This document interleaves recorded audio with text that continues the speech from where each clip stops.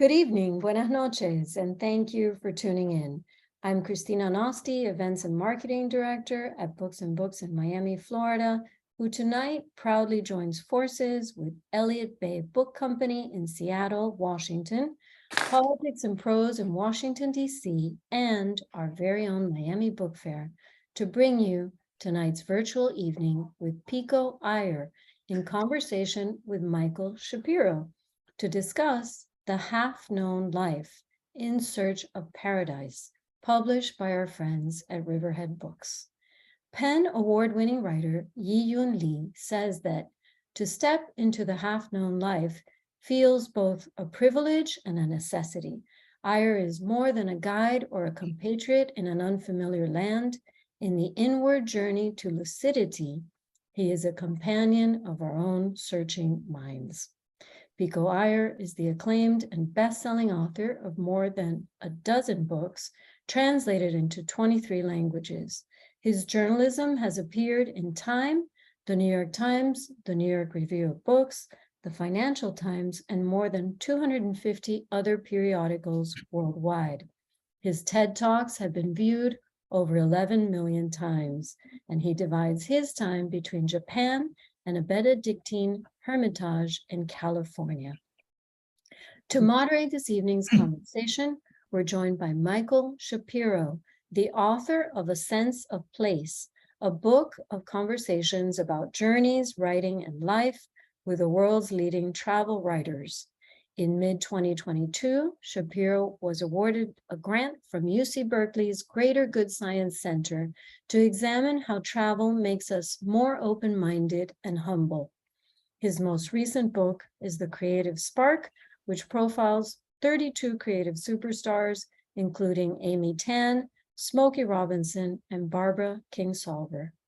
Throughout this broadcast, please remember to post your questions for the author in the Q&A function, and thank you for purchasing your copy of The Half-Known Life from Books and Books, Elliott Bay Book Company, or Politics and Prose, and supporting independent bookstores everywhere.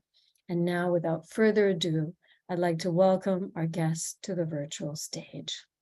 Welcome.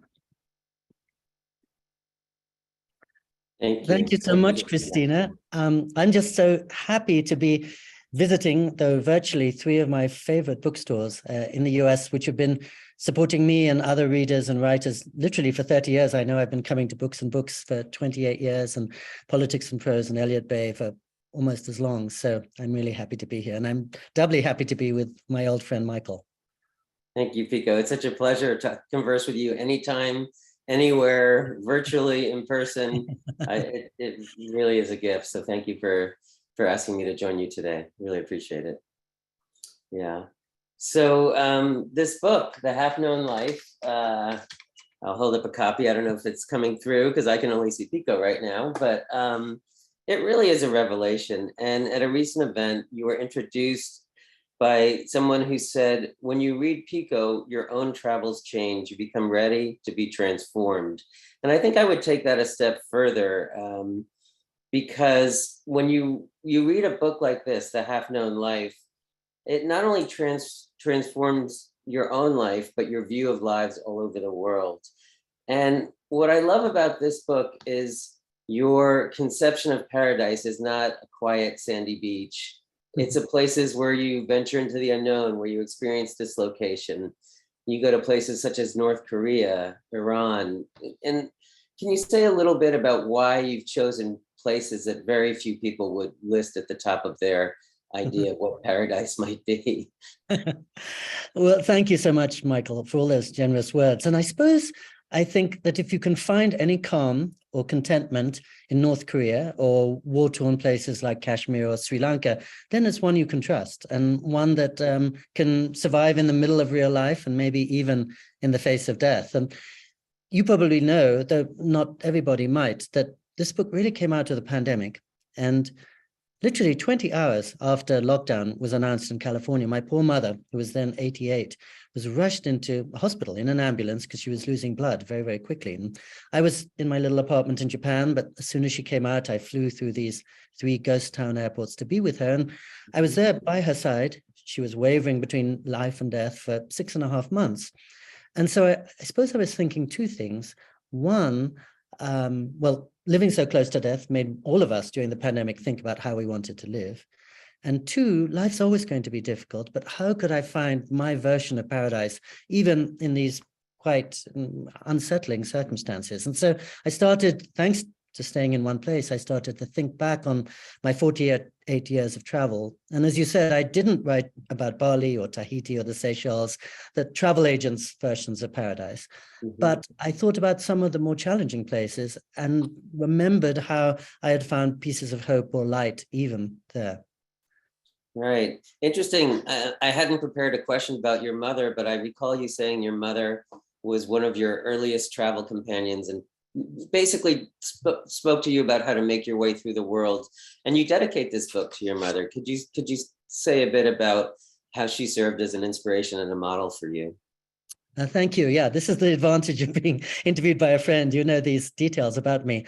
Well, especially, yeah, my mother had always been a great adventurer, but especially after she was widowed, after my dad died, she was 64, and I'm her only child. And I thought, she could easily end up in a state of just grief and desperation. She'd been with my father since she was 17. So I asked her, what are the places you've always loved to go to? Because she's always been a keen traveler. And she mentioned Easter Island, Cambodia, Syria, and Jordan. So I said, let's go to one of those every New Year. And so to set a good tone for the year to come, to give us something to look forward to. And once we'd gone through those places, I am a cruise ship skeptic, but I made the fatal mistake of getting on a cruise ship to take my mother on the Inside Passage in Alaska and quickly became a cruise ship believer. So then we started taking trips around the Holy Lands of the Mediterranean, up to the Baltic, to St. Petersburg, starting in West Palm Beach, very close to Books and Books, and going around the Caribbean. And I know you travel a lot with your mother too. And I think part of the beauty for me of traveling with my mother was that as long as we're at home, we're stuck in our same sitcom roles. I'm still a 5-year-old kid and she's still the mother I'm supposed to be rebelling against. But as soon as we're on an adventure, walking through the streets of Estonia together, we're sort of on the same side, and every day we gather for dinner and can share stories. And so she really invigorated my sense of travel, and probably it's from her I inherited my early excitement about travel. That's wonderful. Back to the idea of paradise. What I love in your work, not just in this book, but in many of your books, is that you contrast perceptions and projections with reality. And we project paradise onto places like Bali or Hawaii or even Tibet, which you know so well. Because I think we often want to have something that's missing in our lives, either the quiet of Tibet or the warm, sunny, languid afternoons of a place like, Hawaii or Bali. Can you speak a little bit about the perils of projecting paradise onto these places, both for us and for the people who live there?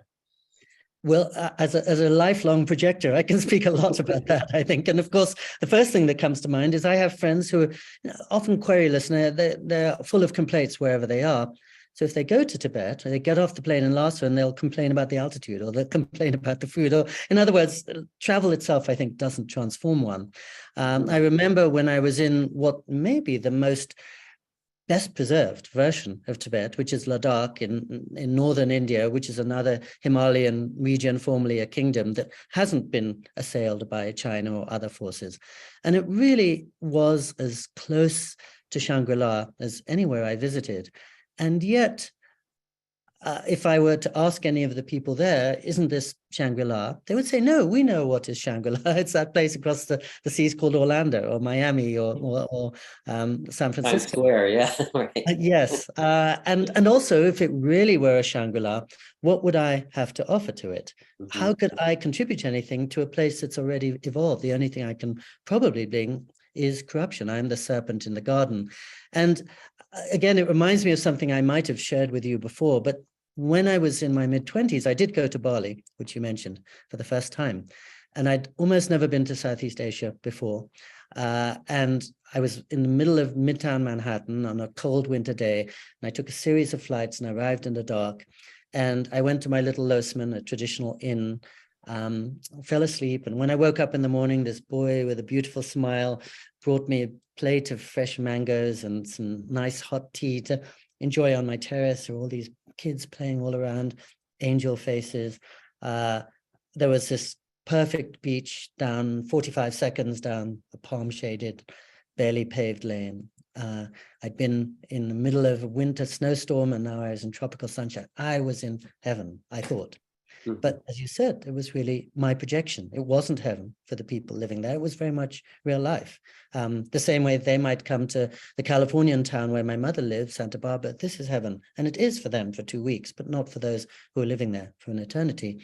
And this really came home after night fell, 10 hours later. And I heard the jeery, sort of eerie jangle of the gamelan orchestras in the night, and wild dogs were barking. And there's boys with beautiful smiles were literally stabbing themselves with daggers, reenacting a legendary dance about the battle between black magic and white. The girls with angel faces were dancing in a trance. And I realized whatever's going on here is much deeper than anything I can understand. I'm out of my depth. It's easy for me and for the postcards to say that it's a paradise, but here they are enacting a battle between darkness and light. And it's a very complex theology that only an outsider could think of as paradise. And so I was remembering, actually, as you said that, the first chapter of my first book, Video Night in Kathmandu, was a little bit about paradise and set in Bali. And arising out of the fact that when an American arrives in Bali, she's very likely to think it's paradise, and the Balinese is very likely to see her as having all the opportunities that she can't have, starting with the affluence to come and spend a 2-week holiday in Bali. So I've always been keenly aware of, as in any love affair, how much projection there's involved. And yet there is something real to be found in Bali. Just today, I was thinking something I've never thought before, which is as I get much older in my life, when I think of the places that have really affected me, like Cuba or Thailand or Tibet, what they've affected me, how they've affected me is by opening some door in myself that I never would have seen was there, opening some emotion or some longing or some intimation of something far beyond me, but that is inside me. And that's real. That doesn't have to do with the projection of how I'm imagining them before I arrive or when I'm in my nice hotel in a not so comfortable place. But something about them approaches life at such a different angle that it springs something open in me. And here I am 40 years later, and I can still remember how Tibet or Cuba or Thailand transformed me. Right, right. So interesting that you mentioned darkness and light, because I think sometimes as travelers, when we go to places that we think might be a paradise, we see the light, we don't see the darkness. And in this book, you start in a place, Iran, and you see much of the light. And then by the time we're at the end of the book, I wouldn't say it's darkness, but it's very obscure. It's foggy, it's misty. You're kind of making your way through the pre-dawn, twilight. And I just think that's there's just so much richness, and it seems like such an arc of development about how you see the world. Would you say that's the case? Yes, you described it perfectly. Really, I'm encountering shadows. I'm encountering things I can't begin to explain. And as you say, I think all of us, understandably, if we're getting a chance to visit somewhere on vacation, of course, we want to look for light. But I always remember that Eden is the place with the forbidden tree and the serpent, and perfection is the place that humans in most of the stories had to abandon to live in the fallen world. And I remember, as you know, I had studied Iran for 30 years before I went there, and I'd even published a 350-page novel, partly set there, though I'd never been. So I thought I knew something about Iran. And within 4 hours of arrival, I saw I didn't know a thing. And my first day there, my official guide said very pointedly, anyone who thinks that Iran is an enigma is simplifying things.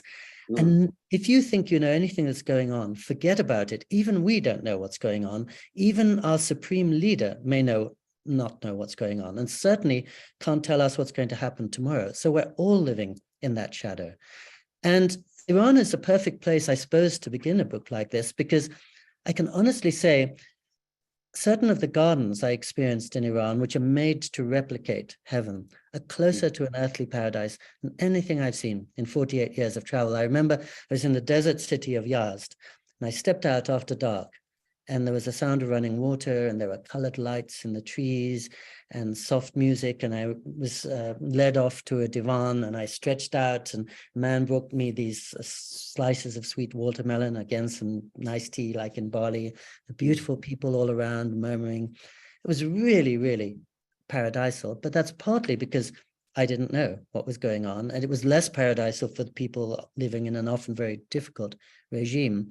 So the light was very intense in Iran. And I was glad to go there, because when we hear about Iran on this side of the world, we mostly hear about the darkness. We hear about the challenges of the leadership there and the economy and nuclear policy. So by going there, I was reminded of the light. But as you said, that the fact of light never removes the equal fact of darkness and people living in shadows. They're maybe more than anywhere, because they have such a supple intelligence. They're alert to the fact that they can't tell what's going on. They're in this intricate chess game, and nobody can figure out the neighbor, let alone the ruler. Yeah. Yeah. And there seems to be perhaps a false security in convincing yourself you know what's going on. And I think a lot of people seek that because it's comfortable and it's reassuring. But you seem to be seeking the opposite. You like to be challenged. You like to feel unsure of yourself. You like to kind of even not know whether it's day or night, which is what happens when we visit the state of jet lag, which almost, you may be perhaps the only person I know who might consider jet lag a state of paradise, because it kind of alters, seeing the world through a slightly different lens, and it alters your view, and it maybe helps you maybe you are up late or up early, or your schedule is different and you see things you might not have seen before. Not sure what the question was there, but I'm wondering if you find some sort of energizing excitement or revelation in this kind of stripping away of self that can happen when you're dislocated. Well, yes, I love your mentioning jet lag, because it is an altered state. It is a trip. It's a journey to a different state of consciousness. I'm not always happy to be there, but as you say, suddenly I'm seeing the world at 3 a.m, which I don't usually, and it's like going to another country for sure. I do love the release from the self I know, the release from the habits in which I imprison myself, but I know that you're working on this project about travel and humility, and both of us know, and anyone who travels knows, that the beauty of travel is that it humbles us and reminds us of all that we can't know. Because I'm as guilty as anybody when I'm sitting at home and I think about Syria or Cuba or Iran. I think I know it all. You know, I'm reading the New York Times, I'm following CNN, I know what's happening there.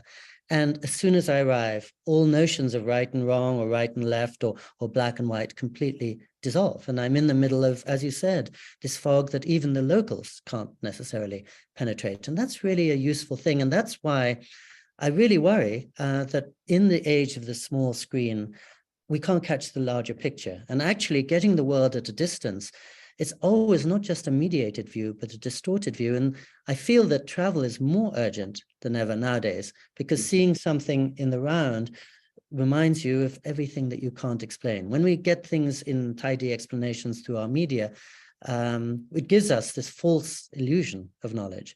And the beauty of travel is it strips any sense that you're on top of things, and it overturns your very simple assumptions. And I feel that in this age of information, we actually know less about the rest of the world, and least of all about the places we hear most about. And that's one reason why I begin the book in Iran and North Korea and Belfast, because the scary thing about North Korea is that its people aren't allowed to know anything about us. But the no less scary thing is we know so little about North Korea, just on the day-to-day level and the human level. Richard Powers wrote that wonderful story, a wonderful book that changed many lives, really a transformative book, The Overstory. And I think he says there something like, the only durable things are humility and looking. And I almost use that as my epigraph, because I think that's the traveler's motto. The traveler goes in order to look at things without pretending to be able to explain them, and in order to embrace humility and to be freed of that sense that he or she has back at home, that she knows what's going on in the world. Yeah. Wow. I had like 3 different questions pop up as you were Yes, speaking, but yes. one of them is, you're writing from your 20s. It's so confident and assured, and you're such a perceptive observer, and you're making all these observations, and it's a very there's a lot of self-assurance in Video Night in Kathmandu, for example. Whereas 4 decades on, well, maybe not quite 4 decades on, there are far more questions than answers, far more inquiries than observations. Can you speak to how you've developed as a traveler and a writer, and just as a person over the past 4 decades or so? Yes, because I think my sense is answers close things off and questions open things up. And Mm, probably when I was in my 20s, I wanted to be encased or cocooned in that confidence, which is a false confidence, because even if you never travel, life's going to remind you of everything you can't control or anticipate. You get a bad diagnosis, you lose a loved one, a car suddenly drives towards you on the middle of the street. One way or another, reality is going to make a house call and remind you that you're not as much in the driver's seat as it were, as you think. And actually, it's wonderful to be talking with Books and Books and Politics and Prose and Elliott Bay, because I think I visited all 3 with my last books on Japan. And it's interesting now to think, when I visited Japan for 2 weeks, I wrote a 40-page essay completely summing it up. This is everything you need to know about Japan. I've lived there 35 years now. I could barely manage a haiku or a postcard. I mean, the wonderful thing about living in Japan is I can't claim to explain it. And that's what makes it endlessly interesting. As in a relationship, you don't want to know everything about your partner or what he or she will do or how he or she will become next year. It's the sense of surprise and the darkness around that tiny amount that you do know that allows each of you to evolve. So I think at this point in my life, compared with when I was in my mid-20s, I'm much keener to evolve. And I'm also much more aware that the amount I know is like a little tent up in the Himalayas after dark, surrounded by this vast darkness. And that in the darkness is a beauty, because there are stars up above, there's a silver outline of the mountains all around. And in this case, I actually have to confess, I did write long magazine pieces and detailed political reports on Iran and North Korea and Jerusalem and Varanasi and Japan and India and Sri Lanka. In fact, just about all the places in this book. But when I look back on them during the pandemic to put this book together, I wasn't interested in a piece of journalism or a topical piece of history, because journalism, as you know, is about wrapping up everything very tidily to explain something clearly to the reader. And in this book, I wanted to draw the reader into the mystery, which is a much more inviting and spacious and intimate place to be. So I dispensed with all the dates, I dispensed with most of the details, and I took, for example, what was a rigorously reported political piece about Iran, took out the political details, and tried to catch something about Iran that will be true 20 years from now, that was perhaps true 40 years ago, and used it as a way to ask various questions about how much we know, how much we can believe. Because if you want to know what's happening in Iran, there are many wonderful media outlets that can give that to you. But I wanted to offer a sort of larger inquiry about something inside ourselves rather than just in the world. Yeah, I noticed not only did you not offer the dates in the chapters, but the chapters aren't named after the places. It's like City of Tomorrow or On the Lake or Wrath, I believe, is one. And you also visit places that are very important spiritual capitals. I'm thinking of Jerusalem, of course, which for a lot of people is either an earthly paradise or a place they want to go, visit sometime in their life or be buried there. And, certain religious Jews want to be buried on a slope on Jerusalem. I'm curious, do you feel a place like Jerusalem is a power place because so many millennia, so many people for so many thousands of years have prayed there and worshiped there and gathered there? Or is there something, do you think, on Earth where these power points on the land that attract people, almost like paradise points? And do you think there's some sort of mystical, physical, energetic confluence in a place like Jerusalem that has made it what it is? I really love that question. Partly, nobody's asked me anything like that before. And as I was listening to you, I was thinking, you're absolutely right. It goes back to what we were just talking about. It's an impossible to answer question. I love the question, and I would be suspicious of any answer because it's a chicken and egg situation. But I do believe that there are certain places, like certain people, that have a magnetism. And there are so many people in the public domain, but certain of them, just anybody they meet feels a presence or a power. And there are others who are very celebrated and accomplished, but they don't have that. And it's probably no coincidence that certain sites, often very small sites, attract over the centuries, again, people from every kind of background. And so Jerusalem's a perfect example. Sometimes I think what's shaking my heart there is the fact that there's been so much prayer and devotion for 3,000 or more years. But then, as you suggest, what drew people to Jerusalem in the first place and not to Tel Aviv or Haifa or other spots very close to it that could have vibrated with the same power? And I'm suspicious of words like vibration, but I'm not suspicious of words like charisma. And I think places have charisma because I think of them as living presences. And in Jerusalem, of course, I'm not a Muslim, I'm not a Christian, and I'm not a Jew. And yet sometimes I'll be walking down the street in California and I'll feel myself pulled to Jerusalem, although I have no connection with it. And when I go there, every morning, I wake up in the pre-dawn dark and I'll hurry down one of those narrow, barely paved lanes in the old city, and I'll go to the Church of the Holy Sepulchre. I'll sit in this little empty cavern, far away from the crowds. There's nothing there but a rocky ledge and this flickering candle. And something moves me almost to tears. And even though there's nothing there, and I love the fact that I can't explain it. So, and I love your question because that's probably one of the central questions of this book, which is Jerusalem, I think, or Varanasi, is a real power place. It's drawn people from every religious tradition. And yet what humans have made of it is constant conflict. The city of faith is a city of conflict. And when we think of Jerusalem, we really think of two things instantly: unending struggle and a mysterious preternatural power and magnetism. And one can't tear those apart. And again, the chapter that goes with it is about indigenous Australia. And who knows whether that whole land, which breathes the red dust interior of Australia, has a power that I've never found even in the American Southwest. So the land is very strong. But is that because for 60,000 years, the Aboriginal people have made it their scripture? Or did they make their scripture there because they could feel its presence?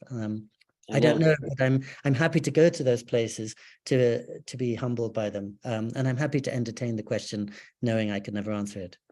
And it's such a wondrous image too in interior Australia, where the indigenous people not only made the land their scripture, but they sang the lines, that I'm sure you're very familiar with Bruce Chatwin's book, The Songlines, which whether or not it was entirely true, it brought to life these indigenous people and their tradition, at least it brought it to the Western world, of how they sang, every tree, every rock, every mountain had a song associated with it. And they would sing these songs. And there's a great scene where he's giving a ride to an indigenous man, and he starts singing faster and faster. He's used to walking, and he's singing faster and faster because he can't keep up. He's trying to sing for all the mountains and the streams and everything they're passing, and he keeps having to accelerate as the car accelerates, the indigenous man. I just think that's a wonderful scene. But yes, and the other beauty of that is that's a literal example of the land being their sacred text, which means I and almost any visitor is literally trampling over it. I mean, that's precisely the reason why we shouldn't even go there. It's partly that we don't understand what's going on, as in Bali, but partly we're desecrating it by our very presence. And I had an interesting experience when I was writing the chapter about Australia, because really one of my best friends in the world for 45 years, a college friend, he was the most brilliant person when we were at college together. He was a master of Latin and Greek when he was 17 years old, and just tangibly, visibly more intelligent than the rest of us. And he has married an Aboriginal woman and lives full-time in Aboriginal Australia. He's half Czech and half white Australian. Mm. And because he's so deep into that community, he refuses to say a single thing. And I think he refuses even to explore it because he thinks that would be kind of profanation. And so if I were to ask him anything about that culture, he would be very hesitant about saying a single thing. And when I was completing this chapter, I was thinking, let me ask one of my best friends in the world. And then I thought that wouldn't be fair because he doesn't feel he's in a position to say anything or perhaps to know anything as an outsider. Yeah, I mean, it's a fascinating topic of conversation. Should we, as outsiders, enter certain spaces? And I know there's a thread in this book about we need to get to know each other, we need to speak to each other, we need to understand each other better. Are there places where we are so intrusive that, I mean, obviously, for example, for Australia, we should not go to the top of what we used to call Ayers Rock. I mean, that's an obvious one. But are there places, are there communities where our presence is more desecration, more negative as a desecration than positive as an ability to bring us together? I mean, that's a rough So one. yeah, I think my first rule of travel, every aspect of travel, the first rule is defer to the locals' preference. So as you say, with Uluru, formerly Ayers Rock, the people whose land that is would say, don't go there. And wherever they say no trespassing, we shouldn't trespass. The other side of that is, people often worry about, should we go to Burma or should we go to Tibet, which are basically oppressed countries. And every penny we spend goes to the oppressing government. And in my experience, the people of Burma or Tibet would always say, please come. We're being so oppressed. Our only hope is a window of contact with the outside world. You can bring us information. You can take our stories back out into the world. You can tell everybody what's happening in these forms of genocide or oppression. You are our only hope. So please come as much as possible. So in both cases, I think one's just listening to the preference of the local person. And I think my other assumption as a traveler is a slightly different one from what we're discussing, but there's no question that the outsider has eyes that a local can never have. And I know this because my wife, as you know, is Japanese. And when she comes to California, she sees all these things I would never see in 1,000 years. And we go to England, which is not so exciting to me because I spent my first 21 years there. And she brings such fresh, appreciative eyes. She lights up my native country for me, the way I hope to tell her about what is wonderful in Kyoto, her hometown. And I remember when I used to go to Cuba and I met these incredibly intelligent cosmopolitan people everywhere I went. And the one thing I could offer them is, by the way, I've been lucky enough to travel lots of other places, which you haven't. And you have these special gifts, which are the envy of the world. And you may assume that everywhere else is as energetic and full of music and full of resourcefulness as Cuba. But please know that from my perspective, these are special gifts you have that are not to be taken for granted. And I think that's one thing that I'm glad an outsider can bring that wisdom to the locals. But you're so right. I mean, for environmental reasons, we have to think twice about travel, and for corruption of fragile cultures, we have to be wary too. And that reminds me of what the Dalai Lama says about poverty is, here in the West, we think of poverty of people who don't have enough money. But as you know, he has spoken about the spiritual impoverishment or the communal impoverishment that we have here, where we don't have the kind of community they might have in Cuba, or their spiritual rituals they might have in Bali. And I just think that's a really important concept. And you allude to it in The Half-Known Life, that there's all different kinds of riches in the world and all different kinds of poverties. And I think yes. That's right. I think the half-known world is almost entirely about the inner register, the inner savings account, the invisible things that determine our lives, not the external. And you've traveled so constantly for so long, as well as I, the beautiful thing is often the people who have the least give the most. And when any of us go to a very difficult and sometimes impoverished place, what most humbles us is people are so eager to make us welcome and to give us everything. And I'm so glad that you mentioned the Dalai Lama, because, of course, he sits at the center of this book. And I've been lucky enough to know him for 48 years and travel across Japan with him 10 straight Novembers almost. And he speaks to all these themes so perfectly. And when I was traveling with him in Japan, after every lecture, pretty much, somebody would put up a hand and say in this very sincere, heartfelt way, Your Holiness, what do you do if you really dream of combating environmental challenge, or overnight, or solving the conflicts of the Middle East, or finding perfection tomorrow? And you look at that person with great compassion and say, wrong dream. You have to be really rigorous about how you pitch your expectations, because otherwise you're insulting reality. And it's a great reminder about what you said regarding projection, and that even in what we hope to bring to other cultures, or what we have to make of our own lives, we can't afford to be grandiose. Yeah. Did in your travels with him, and in some of those questions from people, did he ever suggest what the right kind of dream might be? Is it more specific, more achievable, or what would it be? Well, two things come to mind. One of them I think I've shared with you before, but probably not with anybody listening to us, which is I did see him the day after the Nobel Prize.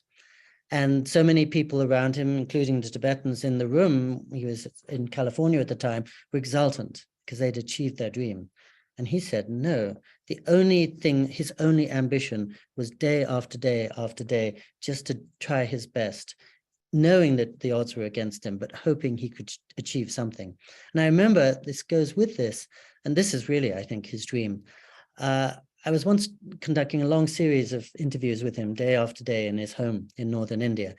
And suddenly he lit up at one moment and he said, one day I was in Johannesburg, and I wanted to meet some regular folks there. And so I was allowed to step into a house in the township of Soweto, and I was talking to some South Africans. And one man there, he's just totally broken and defeated, and he had no confidence. And he said, we're living in this apartheid system. I've been given no opportunities, no power, no education. There's nothing I can do. It's just hopeless. The odds are too stacked against us. Mm-hmm. And the Dalai Lama talked to him for 30 minutes, 40 minutes. And by the end of that conversation, the Dalai Lama told me that man had confidence. And the Dalai Lama looked across at me, gleaming, and he said, that is one achievement I've done in my life. I gave confidence to that man. He'd won the Nobel Prize. He was being feted by everyone. He'd received every award possible. But as far as he was concerned, his dream and his achievement was just to change the confidence of one human being. And I think he has this very strong belief, which is probably true to the Buddhist belief, that you can only change the world one person at a time. And you can only change yourself one day at a time, as all our athletes say at the end of their games. And so that's a very realistic ambition. And I've seen, because I sit in on his private audiences, whoever comes in there, His Holiness has 20 minutes with that person, and he thinks, this is my chance to make a difference in this person's life. And that's all he's really trying to do. And when he has a free day in Japan, when we're traveling together, he would never hold a press conference or go and seek out billionaires or try to go to government leaders who could actually help Tibet. He would go to schools, because he would say, these are the movers and shakers of tomorrow. These are actually the people who are creating the world. And if I talk to 9-year-olds today, that may help all of us and may actually help Tibet even more than if I talk to a prime minister. So it's both a very far-sighted vision and a very practical one, and you could say a very modest one. And he also knows that a 9-year-old is more likely to be moved and maybe influenced for life by an encounter with a Tibetan philosopher than a prime minister who's got 1,000 other things on his mind. Yeah, wonderful. I'm going to, in about 5 minutes, take a look at the Q&A, but I'll pose a couple more questions first. Pico, you mentioned you're in Reno right now. This is not Pico's apartment. And this is not a pre-scripted question, obviously, but I know certain people go to Reno or Las Vegas even more in pursuit of some sort of dream of paradise. They're going to get rich gambling, or they're going to have some sort of just wild experience that they don't get to have in their daily life. Is Reno or Las Vegas some sort of either grotesque or just interesting manifestation of the American idea of paradise, or perhaps what the American psyche doesn't get in its daily life and goes to a place like Vegas or Reno for? Do you have any comments on what it's like to be in Nevada? I think, again, nobody's asked me that before, but I think actually it's a perfect example of what I was just saying, because when I was growing up in England and my friends from England came and visited me in the US in the summer vacations, all we wanted to do was go to Las Vegas because it's unique. It's a unique construction of young, hopeful America. You can't find it anywhere else in the world. When my Japanese wife and my Japanese daughter come here, that's where we want to go. And so, we always downplay our own neighborhood, as it were, or our own country. But as soon as you see it through foreign eyes, suddenly you realize, well, this is something that understandably many people appreciate. So I don't know the pull that Reno or Las Vegas exert on the American psyche, but I know on the international psyche, it's powerful. And in truth, I was once part of a panel gathered by ABC TV to choose the 7 modern wonders of the world. And I think Jerusalem was one of them. And we had many good candidates. And I was the only non-American in the group. And I really lobbied fiercely for Las Vegas as a modern wonder of the world, knowing how the rest of the world is fascinated by it and knows that whatever's happening in Macau or Shanghai, nowhere else can quite create what Las Vegas is, and perhaps Reno too. And in terms of paradise, I always remember just down the street from me where I live in Japan, when you walk into a temple, written on the ground at the entrance in Japanese is the sentence, "Look beneath your feet," which is a way of saying, this is the only paradise you're ever going to find right here, right now, not in some Never Land, not in the past, which you can't recover, not in Shangri-La. This is the place you are obliged to make your paradise. So I think Reno and Las Vegas, for many people, it does become a wonderful paradise. It allows them to do all the things they couldn't do in their regular lives. So I would never write them off, nor would I exalt them. I think everywhere is essentially a paradise if you can look at it with the right eyes. Right, and that gets back to this inner vision of paradise, which I know you've been sitting in a Benedictine monastery for, even if you don't sit meditation, you've been absorbing the quietude there. Yeah. And I wonder, has that become that place in the Big Sur coastline? Has that become perhaps a sort of paradise for you when you get to retreat there and be quiet and just be? It really has become a paradise for me. But again, it's not a paradise for the monks. They are working incredibly hard. They're like the engineers working the boiler room so the people in the luxury part of the ship can enjoy this beautiful friction-free voyage. So I'm always reminded that when I stay with the monks on their side of the cloister, it's constant motion. They're working day and night, and a lot of commotion too, as in any job. When I'm in the retreatants area, it's absolute stillness, looking out over the vast, undistracted expanse of the Pacific Ocean with this beautiful silence. And in fact, I'm so happy you mentioned my 31 years in that Benedictine hermitage, again, not as somebody who's Christian, because that's the book I'm just completing now, which is a companion piece really to the book I just concluded, because the monks, by their definition, are living in a kind of walled garden that's meant to be a replica of paradise. And so in this book, The Half-Known Life, I'm traveling all across the world to many places to investigate paradise. In my next book that goes with it, I'm staying, as you said, I'm sitting really in one tiny cell, more or less the same place for on and off for 31 years, and seeing exactly how paradise can be found there and has to be found there. And as you were talking, I was also thinking Big Sur is a perfect example of that. I think of power points, as you said, or paradise points. It's probably no coincidence that in 1958, when 2 monks came from Camaldoli in Italy, and they were looking to create their first house in the New World, they found this very remote location in the hills behind Big Sur. Because anybody who's been along the Big Sur coastline knows it's one of those places that you gravitate towards. The calendars fall away.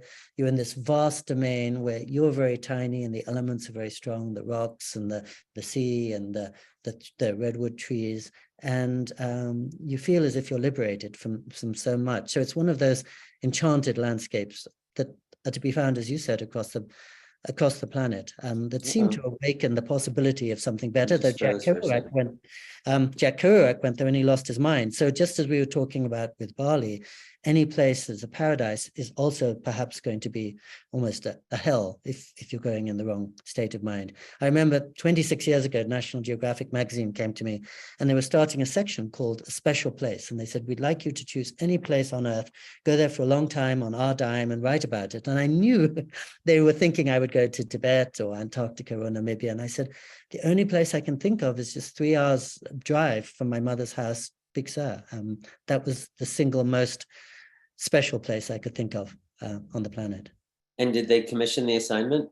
They did. Good for them, yes. And it was very easy for me. I just got into my car, stayed in the Hermitage where I'd normally be staying anyway. The mugs got some nice publicity. And of course, the magazine came away with ravishing photos because you can't go wrong on that coastline. Right. Don't you love it when people say, oh, I saw your story. The photos were wonderful. I loved it. The photos are great.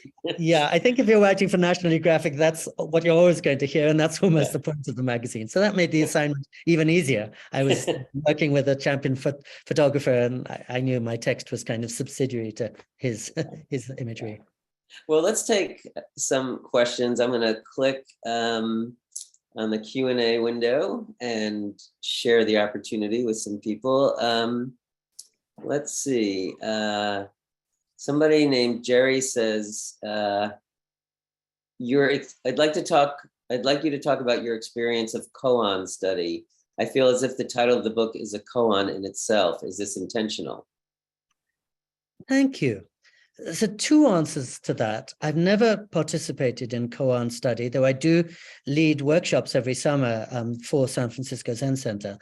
But I think living in Japan for 35 years with a Buddhist wife surrounded by Buddhist monks has left me with a kind of koan sensibility. And in fact, last week I was walking down the streets of New York with my agent who had just met my wife and visited Japan for the first time.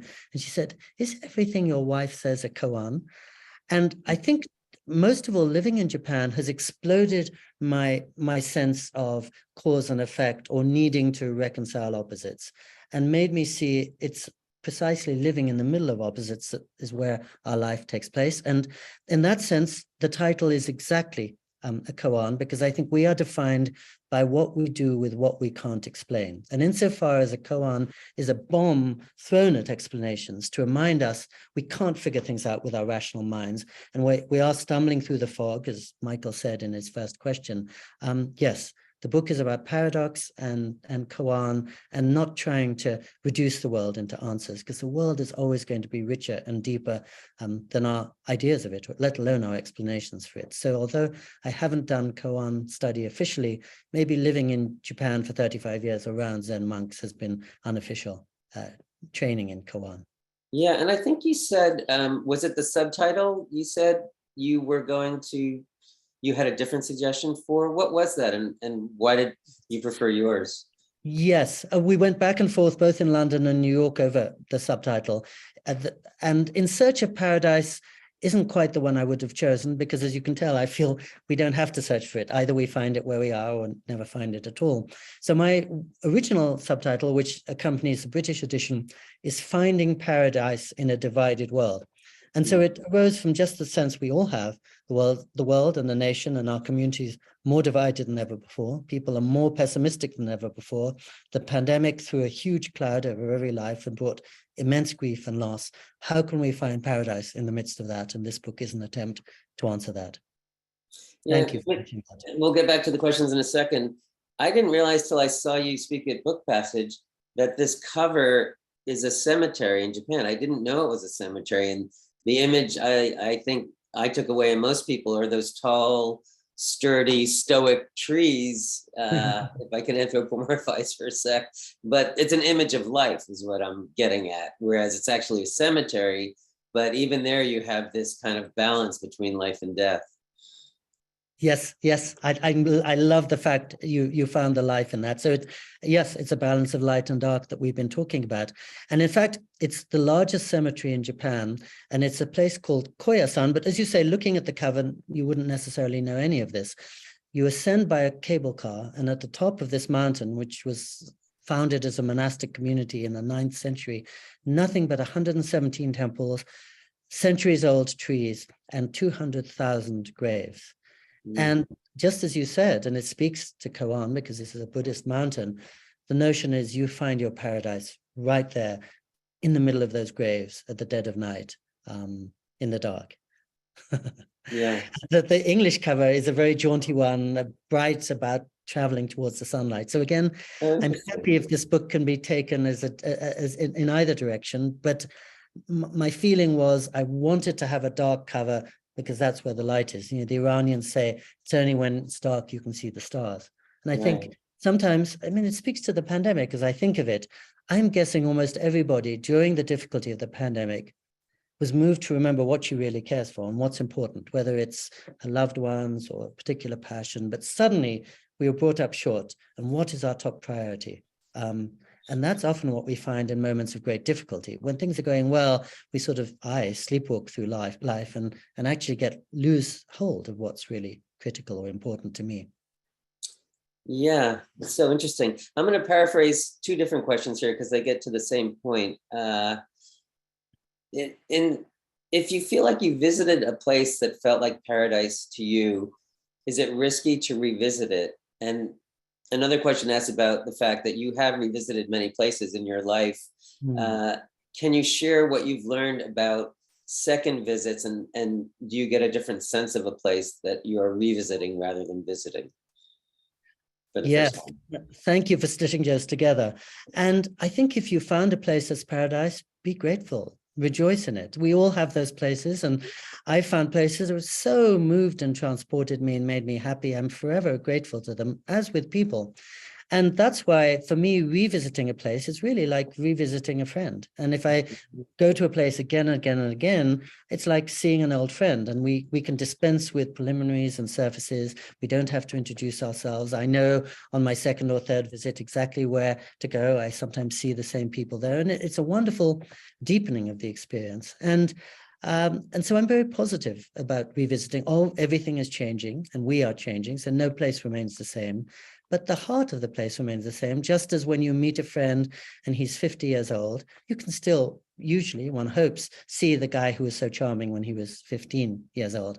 And to speak to the first one of those two threaded questions, when I arrived in Japan, my first day there was just walking around the airport near Narita in Tokyo, and I felt, this is my home, I have to live here. And now I've lived there 35 years. So on my first visit, I felt Japan's sort of a paradise for me. It's my home.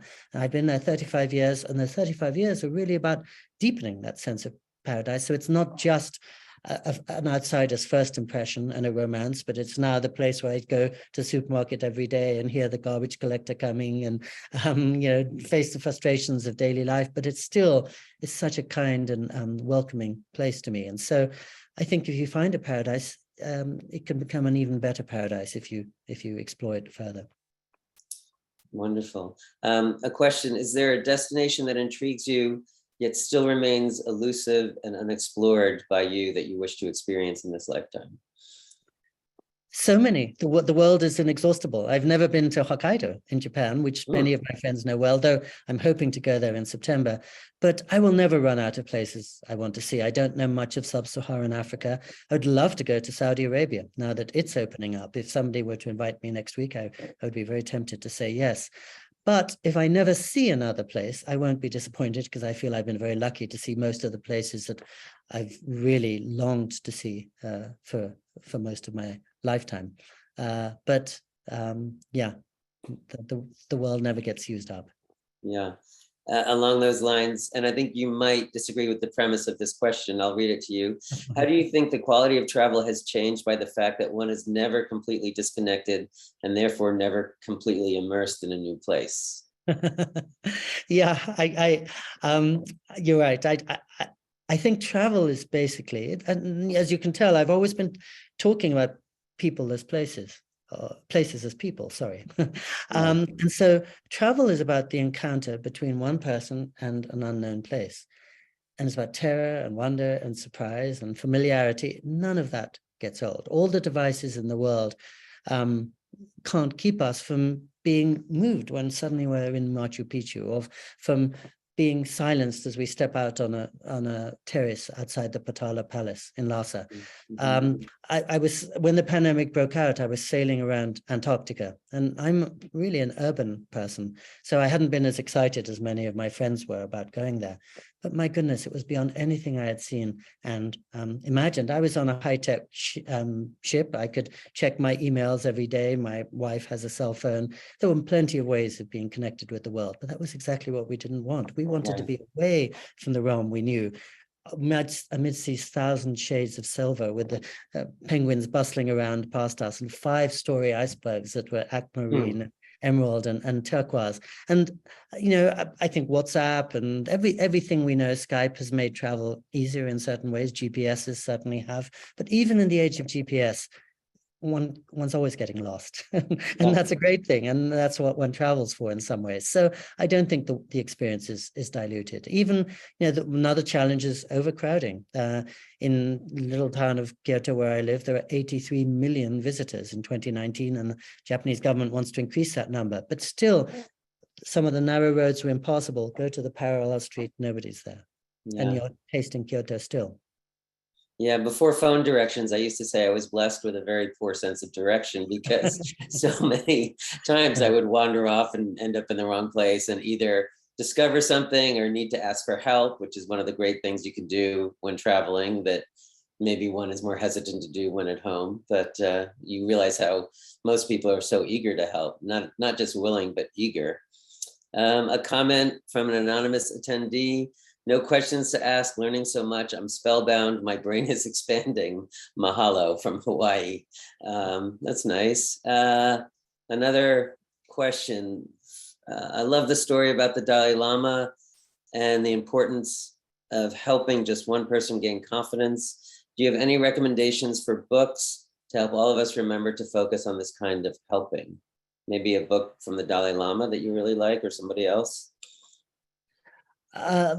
Somebody asked about Koan study a few minutes ago. I think Zen Mind, Beginner's Mind by Shunryu Suzuki, which is as clear as running water, is the book I give to my friends when they're at a loss, when they're physically or mentally feeling not quite themselves.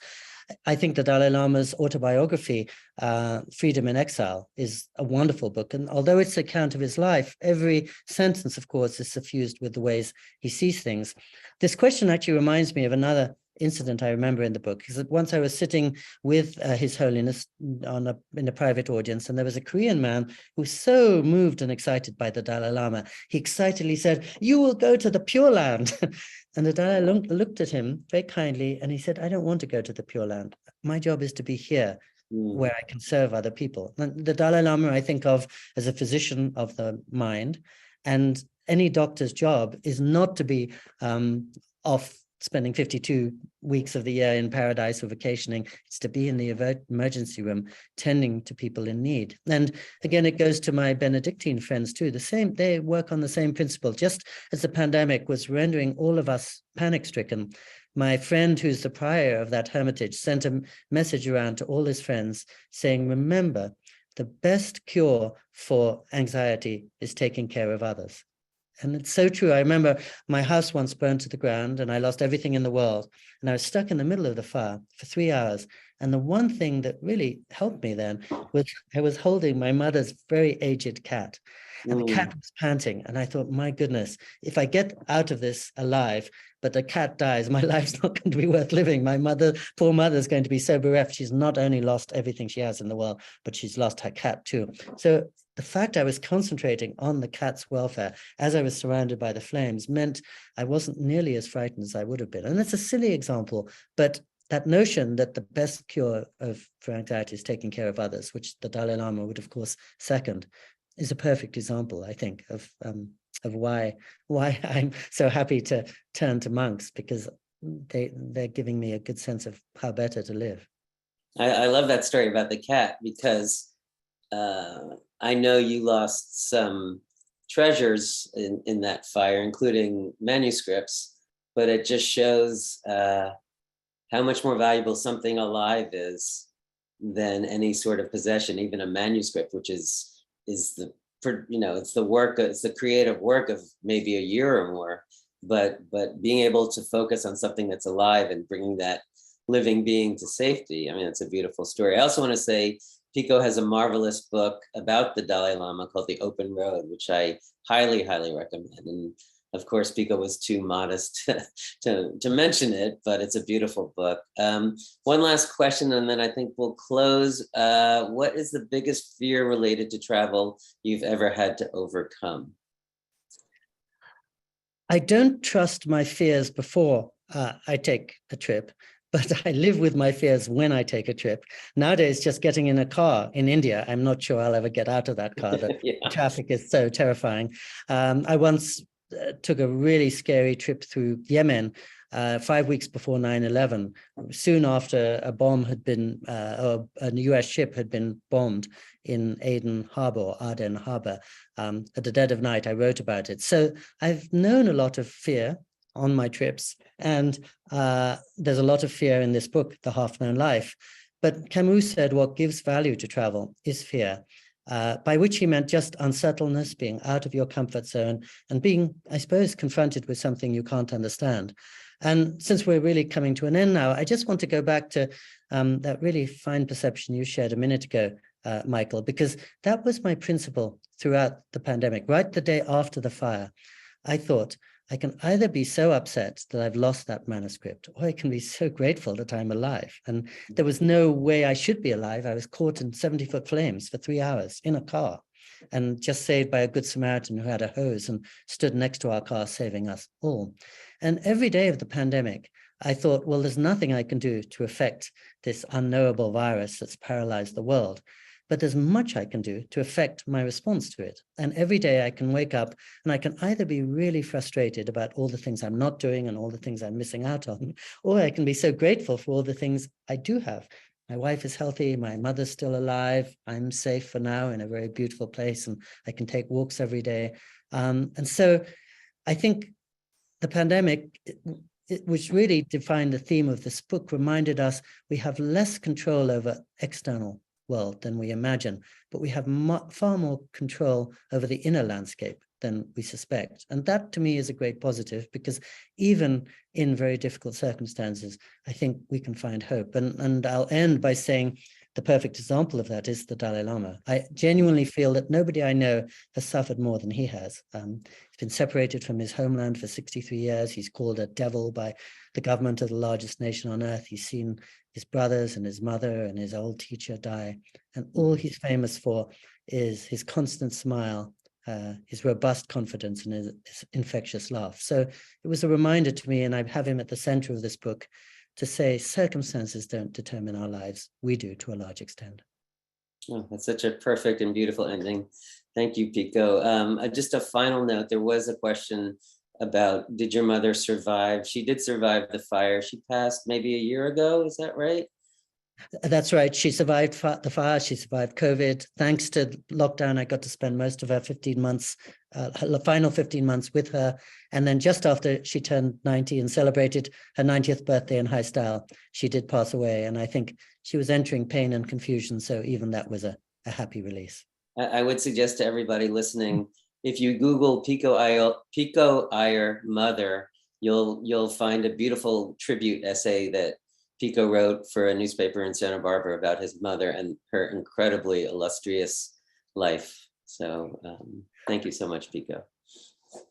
Thank you both so much. What a wonderful, moving, beautiful, brilliant conversation. Thank you. My head is exploding with ideas and with everything. I want to thank you both. I want to thank our independent bookstore partners, Elliott Bay Book Company, Politics and Prose, Miami Book Fair, of course.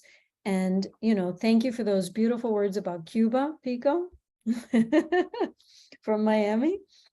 And tomorrow is Guru Rinpoche Day. So we're on the eve of Guru Rinpoche Day. And all I can say to end is just like, remember to look beneath your feet, right? Thank you. Thank you for joining us. Thank you. Thank you, Michael, and thank you, Christina, and thank you to the 3 independent bookstores for sustaining and reviving us all. I'm so grateful as an eager reader. Thank you. Good night, everyone.